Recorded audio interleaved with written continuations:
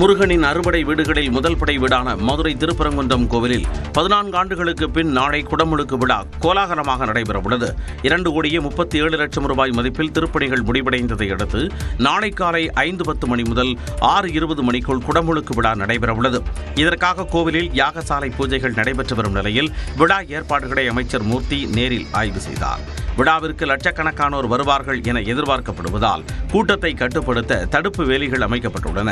பக்தர்கள் வசதிக்காக 20க்கும் மேற்பட்ட இடங்களில் LED திரைகள் வைக்கப்பட்டுள்ள நிலையில் 3000த்திற்கும் மேற்பட்ட போலீசார் பாதுகாப்பில் ஈடுபட உள்ளனர். இந்நிலையில் விழாவிற்கு பக்தர்கள் திரண்டு வர வேண்டும் என்று நடிகர் சூரி வீடியோ மூலம் வேண்டுகோள் விடுத்துள்ளார்.